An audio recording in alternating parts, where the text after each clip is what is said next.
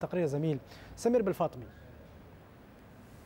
كثيرة هي المواهب التي زخرت بها الكرة العربية، وكثيرون هم النجوم العرب الذين قدموا الشيء الكثير لهذه الكرة. كاميرا برنامج كل العرب سلطت الضوء على اللاعب الدولي السابق وصخرة دفاع الكرة العراقية مش بالفرطوس الذي يروي لنا أبرز محطاته الكروية وما زخرت به مسيرته. أكثر من 50 سنة، حوالي 52 53 سنة، وأنا يعني تفرغت إلى كرة القدم، لم أعمل بأي عمل آخر يعني ما عدا كرة القدم، سواء باللعب أو بالتدريب أو بالتحليل.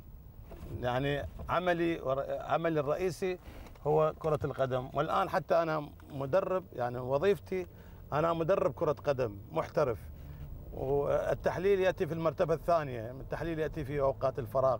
اللاعب الدولي السابق يتذكر بشجن كبير حين بدأ ممارسة لعبته المفضلة مع نادي الأمة العراقي الذي كان في دور الدرجة الثانية، قبل أن يبزغ نجمه وينتقل لنادي القوة الجوية في الدرجة الأولى، ومعه انطلق لأحضان المنتخب العراقي صانعا بذلك أفراح أسود الرافدين رفقة نجوم سطروا أسماءهم بحروف من ذهب. المنتخب العراقي كان يعني منتخب قوي، منتخب فيه لاعبين مشهورين، كان يعني اللاعبين أكثرهم من نادي القوة الجوية والنادي آليات الشرطة، وكانت متمثلة في لاعبين كثيرين.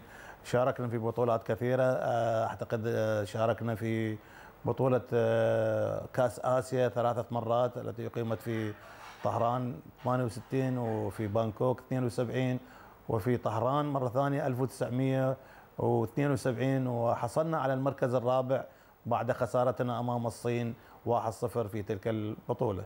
ولأن قدر النجوم هو نقل ما ركموه من تجارب للجيل الصاعد، فكابتن مش بالفرطوس يشرف على الفريق الرديف لنادي الوكرة. أكيد أن الكرة العربية زخرت بنجوم قدموا الكثير لمنتخباتهم، وأكيد أيضا أن هؤلاء النجوم أصبحوا مرجعا لجيل صاعد من الشباب. سمير بالفاطمي، الجزيرة الرياضية، لبرنامج كل العرب، الدوحة.